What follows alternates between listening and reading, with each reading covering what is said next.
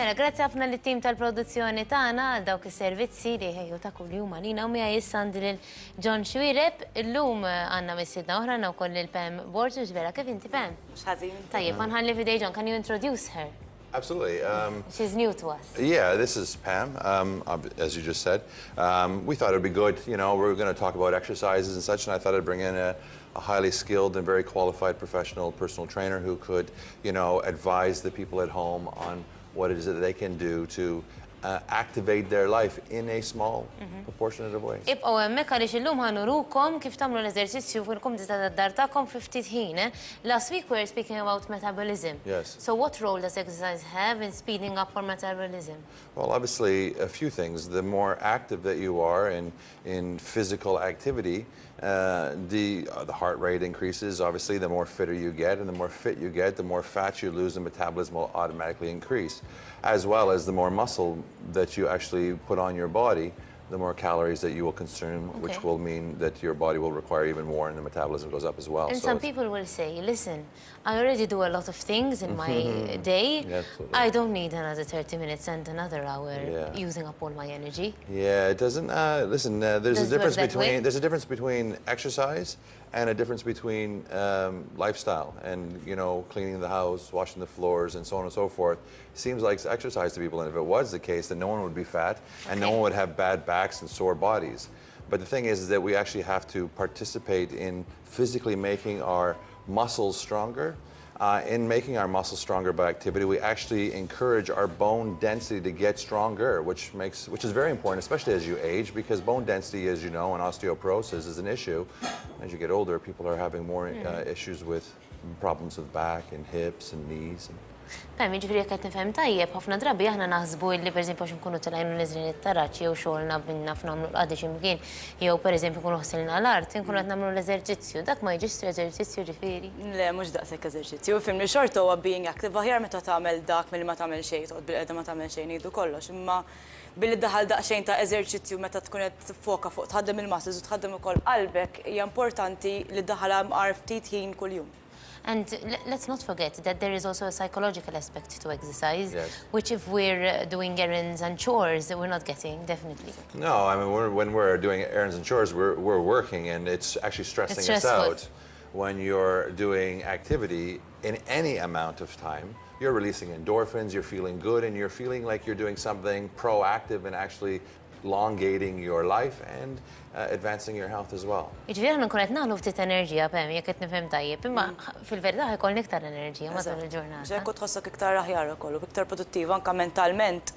Tkun iktar produttiva matul il-ġurnata, speċjalment jekk tagħmel exercise fil-għodu, tħossok ħafna aħjar matul il-ġurnata, tkun iktar tagħmel iktar xogħol aħjar u iktar produttiv, bażikament. Okay, so can we exercise from the comfort of our homes? Is it that easy? Absolutely. I mean, you know, so many people do nothing, so I mean, even doing something is better than nothing, obviously.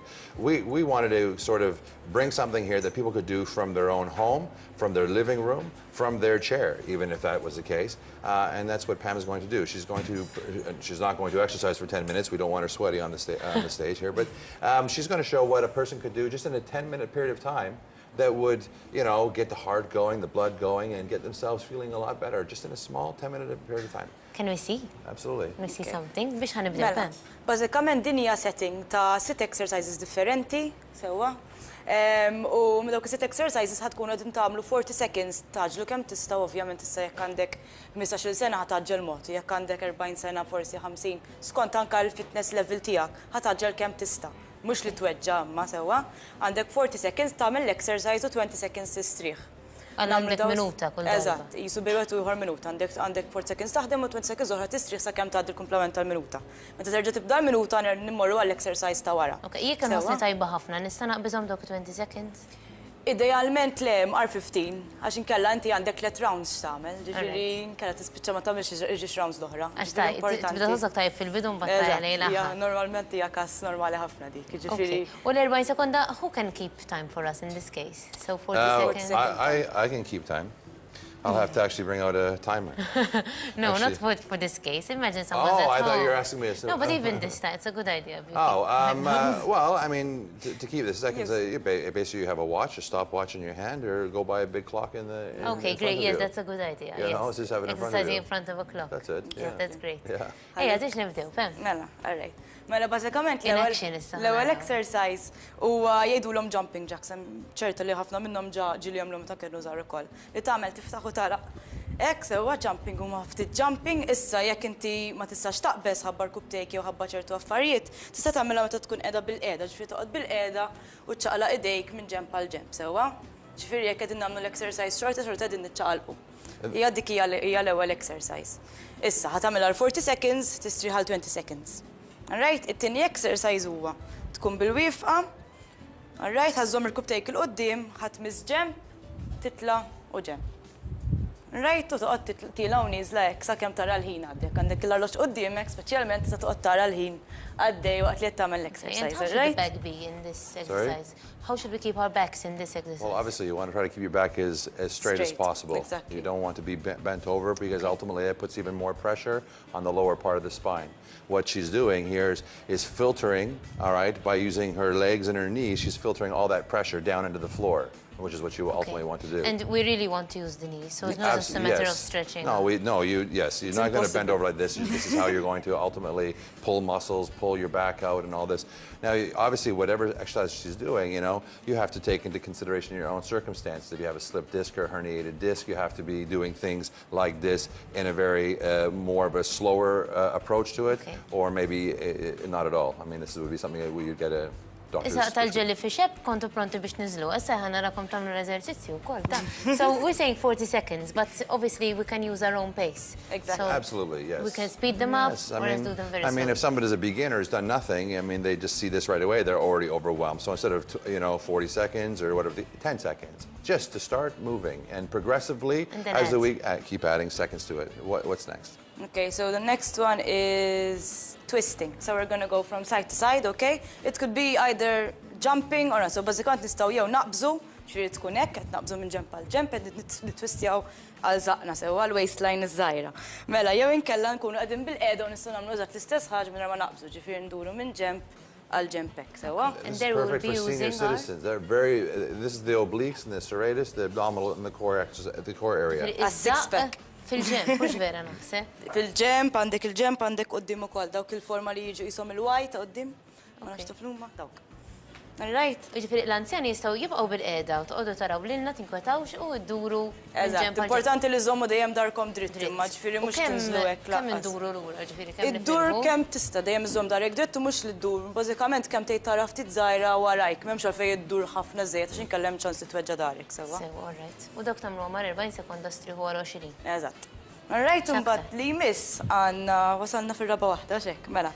Ħanollu jid waħda, is-siq ta' kontrija u ħammissu irkubtejna mal-elbow. Sewwa, ġemp u ġemp u mbagħad mirna ħal-oħra u tagħmel l-istess ħaġa minn ġemp għal Tista' ġemp. taqbiża dik, tkun avventurus ħafna.